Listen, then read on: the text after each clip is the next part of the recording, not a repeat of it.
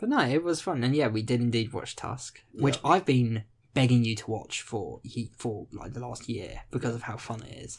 And I finally wore you down and convinced you to do it because of this stupid podcast. Yeah. What did you think? I thought it was weird. It was. I thought it was very weird, but my favourite parts of it were Johnny Depp. I thought Johnny Depp was just so funny. Yeah. And there was that really weird scene where him and the other guy just ramble incoherently. Yeah, in their weird accents. In their weird accents, just rambling about nonsense to one another. And I just thought, what is going on? Yeah. Like, this is weird. It's and true. with like the weird French music in the background, it was so like off tone with the rest of the film, and I just was like, "This is really surreal." Well, the film does have a weird tone anyway throughout. Like there are some scenes that are like played for laughs, where they could be played for horror if they tried. Yeah. Like when he's like, there was a spider, and he's laughing to himself. Like what did you think of the acting in it? I thought for the most part it was quite good. Yeah. How about Justin Long, the main actor, who gets walrused? I thought good. Good. Is that how you would act if you were being turned into a walrus? Yeah, it was a good depiction of terror, which is how you would feel if you woke up and your leg was missing. You would be in terror. Yeah, does that scene stick with you? Because a lot of people say that's the scene that sticks with them. Yeah, because I think he did it really well. Yeah. So it's weird if you just woke up and he was drugged up from shit that too, and your leg was missing. Yeah, that's like terror. Yeah. That's a good. But then obviously after that, it gets a bit too silly for the terror to still be, prevalent. I've shown you pictures of the walrus costume. What did you think of it in action? See, but before watching it and the concept of it and like the costume was, relatively terror invoking. But then watching it, it's like, oh yeah, okay, the terror's gone. It's just kind of it's definitely better in pictures. Yeah, like in the pictures, it does actually look quite terror inducing because you've got like all these faces and stitches, and it's quite like grotesque. Yeah, and like the concept of it is quite fucked. And then you watch it, and it's like, I don't know, just a bit too silly. It's like you can't. That's why I've always referred to it as a parody of the Human Centipede. Yeah, I mean, you haven't seen the Human Centipede, have you? No, of course not. But I mean, I feel like you probably know enough about it to. I mean, you've seen the South Park parody. Yeah. Yeah. Like, I've always considered it a parody of that because Human Centipede doesn't play anything. Well, the first one at least doesn't play anything for laughs. Like it's trying to be serious and grimy. Yeah. The others go too far playing it for laughs.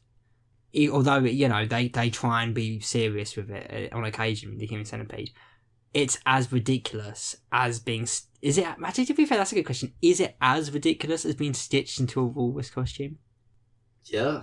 I think it is. Yeah, I think it's as ridiculous. I think the part that made it. Like, I feel like if they played on the terror aspect of it more, they could have made it more terrifying. Yeah. Like, it was the way they presented it that made it feel silly. But that's because, it's Kevin Smith, and he is he's a comedy director. Yeah, like the way it was presented was in a silly way. Yeah. If they presented all of that in a more horrifying, dark, slow sort of tone, then it would be really, really disturbing. Like, it could be really disturbing to, play off of, the way that he looked while he's being stitched into the thing more. And, you could totally make it more disturbing. But it was more silly, because, he's flapping around. What did you think of the scene where he was dragged into the water and he's been told to learn to swim? Yeah, I mean, that was a bit... But again, it was just... Yeah. A mixture of the acting and, the way it was shot just made it a bit more silly. Johnny Depp's inclusion definitely doesn't help with the silliness. Yeah, it definitely makes it more silly. As soon as that came in, it was it was no longer. It changes the film. It really does. It changes the direction of the film. But I feel like that's good because I don't think I'd want to watch that if it took the other direction. I actually wouldn't want to watch it. If it took it seriously. If it took it seriously and actually the purpose of it was to be as disturbing and terrifying as they could take that concept, I wouldn't want to watch that. No, you got a good point. That's why, you've actually got a really good point because I would rewatch Tusk in a heartbeat. I have no intention on ever rewatching Human Centipede. It adds nothing of value to my life to rewatch that movie. There's no. I've watched all three of them once, and I will never watch them again. Yeah. Like I genuinely just wouldn't want. I wouldn't have watched it. Yeah. if it wasn't like so ridiculous. But... And that's actually a really good point, because it is about taking yourself seriously. It's not about the gore factor. For example, Saw. I love the Saw series. I'd watch any of the Saw movies right now, even though they're really dumb, because they don't take themselves too seriously. And the one film that does take itself seriously is the one film that's actually good, the first film. And it's not about gore for me. It is about if you're playing it seriously, because the Human Centipede, and if you're just trying to be gross out and dumb, like masturbating with sandpaper. Yeah, I generally don't enjoy like dark, disturbing horror films generally. Like I generally don't, because like for me, what's the purpose of watching a film? Like usually my purpose for watching a film is just for like social enjoyment, to have a laugh. I don't usually watch it for any other reason other than that, because I don't watch films on my own. I only watch it like if I'm with someone, just for fun. So it's like, for me, there's just not really any point in watching something that's truly like really disturbing. I can't think of anything. Like I can't think of what movie I've seen that's been the most disturbing, Hereditary? terror inducing. See, it wasn't. It was. Would you put it in that genre? Because here's the thing, I would mildly agree with you, except I watch a lot of disturbing movies, and I personally, the ones I love the most are the ones that have something to say. Like, as I've said, and I think I don't know if we talked about this on the podcast or not, but when I brought this up, you kind of laughed a little bit. But the guy who wrote Hereditary, in his head, it's not a horror film, it's a family drama. Yeah, that's like. Yeah, I definitely wouldn't have perceived it as a family drama, but I wouldn't have put it in the same category as. But if you take out the horror, how isn't it a family drama? It's about family grieving over the loss of their daughter. Yeah, but the horror is there. No, but that's the thing, because horror, and is, as a writer, is a really interesting conversation to me, because I'm a writer who loves writing horror and sci-fi, and sci-fi is the same as horror in this regard. It's the same. They're less genres and more umbrella genres. Where, because like if you think of any horror film really, if you think of what horror is, horror are more based on tropes, based on like acts, Like, I mean, obviously films can feel horrific, and the films that do are great. The films that don't have to rely on jump scares and just get a sense of dread. In you, but it's the same with sci-fi. But underneath the horror and underneath the sci-fi, there's got to be another genre. There's got to be another element that actually connects with you, because horror as a genre can be abstract. Horror and sci-fi, they can be anything, because anything can fall. Like sci-fi is science fiction. What does that mean? Anything that's not real, I guess. Anything that's not real, that involves the idea of scientific basis. That's more science and religion, Yeah. Horror. What constitutes a horror? What's scary? Yeah, that's true. Yeah. Is Ghostbusters a horror because it involves ghosts? Yeah, that's very true. Yeah. That is very true. It's very subjective, isn't it? Yeah. And it's the same way. And like, Ghostbusters is a really good example, because you can make horror films that aren't horror. How would you get a computer to identify what is a horror? Exactly. Yeah.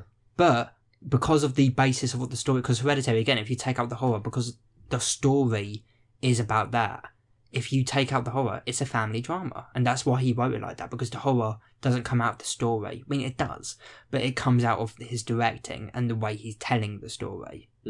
Not really the story itself, if that makes sense. Because you can look at stories like Paranormal Activity. Have you seen Paranormal Activity? No, I don't think so. It's the found footage one where, it's a couple and he's, they're haunted, and, it's the really famous shot is filmed in the bed. Yeah, I think I have seen one. The first one is the only one that's fine, but it's only fine because of the way it's like edited and the vibe it gives off. If you take the concept of that, you can twist it into anything. And someone did, because Marlon Wayans, who does Scary Movie, he made a parody of it called A Haunted House, which has exactly the same premise, but because he's funny. Well, sorry, Marlon, quotation marks, because he's funny. Because he's funny. Because he's a quotation marks comedian. Yeah. he did his own spin of it, and you realise, like, yeah, like, it's the exact same story. He's added shit to it, and he's telling it in a different way in order to make us, again, quotation marks, laugh. Yeah. Yeah. But yeah, it is like that, isn't it? And that is a weird thing to think about. So technically speaking, the story isn't what makes it scary. Yeah. At all. Because, again, like with Tusk, you could tell that story and make it a full-on horror. You can make it disturbing. You can make it a movie that no one wants to watch. But he didn't tell the story like that. Yeah. He told it in a different way that makes it more of a black comedy. But that movie could easily be, with the exact same script, if you just tweak it a bit, the exact same sort of story, exact same sort of setup, you could easily remake that movie into a full-blown horror. You know? Yeah. It's all about the way you shoot it and the content and the vibe you want to give off. Yeah. You know? Yeah. I feel like the lighting as well, it was mostly, I think the lighting played a big part. Yeah. The way that they did the lighting for the scene where he's in the suit and locked in that room with all the water around him. Yes, yeah, yes, where, yes. the lighting in there, I thought was like, it was really bright. Yeah, it was so bright, and it was like so. There was no contrast on him at all. Not how it would be in a horror. You keep everything in the shadows. Yeah, so it's really, weird, and everyone has a slight fear of the dark, and there wasn't any of that. It was just like clinical white light, but it was so, and it kind of revealed that the suit was a little bit plasticky. Yeah, like I latex, could kind of see that it looked a little bit fake. That's why, especially with the faces, I think the idea of the faces in the suit is really good. Yeah. But that's why it looks better in pictures, because those faces are just like still, they're frozen. Yeah. And that doesn't look realistic. It is skin. Skin would be moving around and wobbling. But the faces are just frozen. Also, I feel in the posters they would have done a lot of photoshopping to make it more. Well, no, in the posters, the poster for this has actually got, it's a picture of just Justin, it's a drawing of Justin Long, the actor, with the teeth, but he's not in the suit, it's just his actual face with the teeth. Oh. And it's like a red silhouette and black drawing. It's a really good poster, I actually really enjoy it. Yeah. So yeah, the poster doesn't reveal the suit. Yeah, but in that lighting, it did look it looked a bit fake, and that kind of, and like it was so bright, it was just, as soon as I saw that, a part of me was like a little bit disturbed because I knew what was happening to this person. Yeah. But also the other part of me was like, this is ridiculous. This is so silly. I mean, you got to remember. I mean, they played it during the credits, but this was an idea created during a smoke session on a podcast. Yeah. And I think it tells, like Kevin Smith. Yeah, this movie isn't intending to disturb anybody. He wants you to laugh with him, or not at him. And yeah, I'm not laughing at him with this film. I think it is very funny. Again, there are the main problem with it, which is weird. I don't know if I would actually. You're going to disagree with me. I do think, weirdly enough, the main problem with it. No, I suppose you won't disagree with me. Not if I condense it. I was going to say Johnny Depp in total, but I actually am going to rethink that. I think you could keep him in. I just think you have to completely redo the ending. Not just the very ending, which we'll get to, because the very ending is the worst thing in the film anyway. But just the entire resolution of him fighting him in the other walrus costume. Yeah. And him having to go full walrus and kill him, and then they're fucking screaming and they're running through the house and shit. As soon as you introduce him in the walrus costume, the other guy in the walrus costume, and he's like, we've got to fight to the death, Mr. Tusk. As soon as you introduce that, it's like, man, what am I watching? Yeah. What is this? Because there's making fun of the genre, which I do think he's kind of doing in a way in some of this. But then there's like you wrote this on weed. You wrote this smoking weed. This is like acid. Yeah. Like, we don't need this. Is this is unneeded. For me, it didn't make sense that the old guy, would be in a walrus costume, because he didn't kill Mr. Tusk in a walrus costume. Yeah. So that doesn't actually make any sense. Why would he logically think that he should now be in a walrus costume? I think the idea of it wasn't as much to do with him as it was to do with Wallace, with the walrus, with the idea that he's got to kill him to become a full walrus. And that's I guess he wouldn't be able to if he was like not in a suit. Yeah. He was trying to give him like equal ground. Yeah. Make it as an equal fight as they could, Yeah. I don't know. But yeah, and then fucking Guy Lapointe. who is Johnny Depp, comes in and points his shotgun at Wallace, and they're like, no! And it fades to black.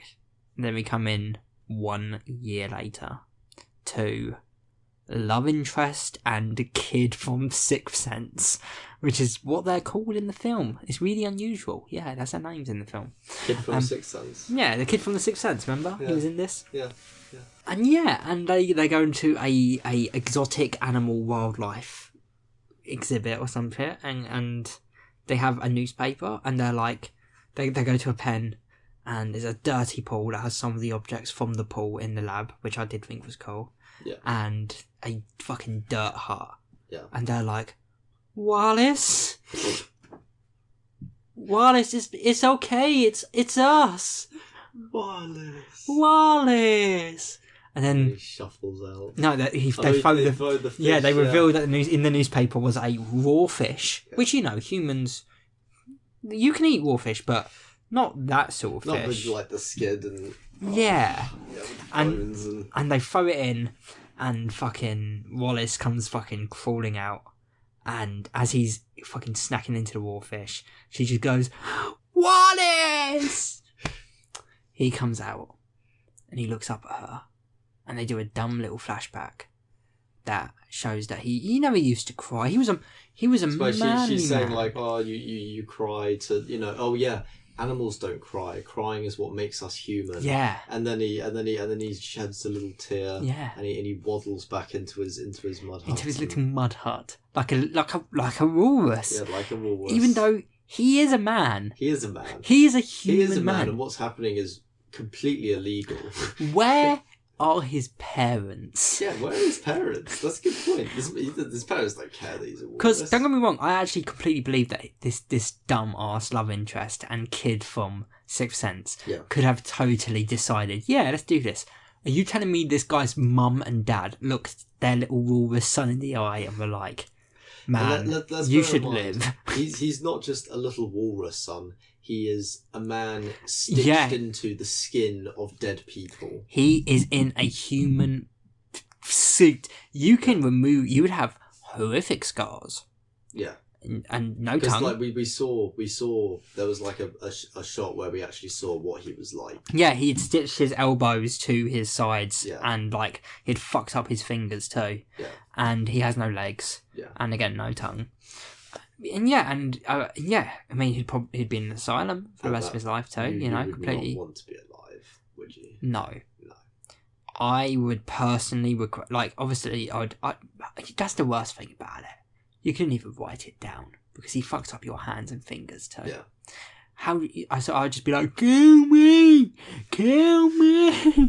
and they'll be like, what is it saying? I don't know. It's a walrus. It's not. I'm not a walrus. Please just fucking kill me. Yeah. Kill me. And that's just what makes it even more absurd, the ending. Just like, it seals it. It seals the absurdness. It really does. And I think the ending, for what they wanted, even though it's ridiculous, it makes no sense. It is. It's good. Because it fits the rest of it. Like it doesn't make sense. The whole fucking movie didn't make any sense. It's true. I don't know. It's just I personally thought maybe it was a step too far of the absurdity meter, especially considering in the shot before that, Johnny Depp's guy LePonc, wherever it was, had a shotgun to the gun. Just pull the gun. Just pull that fucking trigger. Yeah. How do you look at that man and actually lower the gun and be like, "You're right. He should live." He should live. What? The only way you let that guy live is if they wrestled you to the ground. Yeah, because why the fuck would you let that guy live? Him. Yeah, what would you rate it out of 10? Yeah, so I would rate it, between between a 5 and a 6. I'd say, a 6. Yeah? I mean, I personally, I think it's generous. And look, I love Kevin Smith. Kevin, we know you're listening. Okay? Yes. I want you to know from me, 1, love Dogma. It's your best film. Shane Weinstein owns it, but I hope you get it back eventually. And 2, I think this film is really fun. Which is what a film should be. That's why you would give it above a 5. If you are willing to watch a film again, it's done its job. It's more than a 5. I don't know. I think that's a weird argument. Because I mean, that's rating it based purely on enjoyment, when I'm rating it as a movie, as a standalone product. Yes, but like Batman and Robin. It has to have something What, to make you. So you're saying Batman and Robin would be above a 5 for you? I haven't seen that. Oh, we've got to do a commentary track on that. I haven't seen that personally. It's a 2 out of 10, and it's incredible. The Room. You think The Room is a 5? Think about that. It's not good, but there is a reason why. Yeah, but exactly. But it's popular. not good, and that not goodness is what the star system reflects, not whether or not you would enjoy it. See, for me, I like in terms of what I'm saying there, with its rewatchability having an impact on its rating. I'd still put I'd say The Room and Tusk are in and around the same sort of. If any, just above a 5. You know what? Actually, here's my actually my argument for that. Then here's my argument for that. I would give Tusk. Actually, no, I'm going to use The Room for this argument. I will say I gave Tusk a 4 though. But I'm going to use The Room. The Room is a 2 in my books. Okay. I think the most boring movies are the ones that are mediocre and average.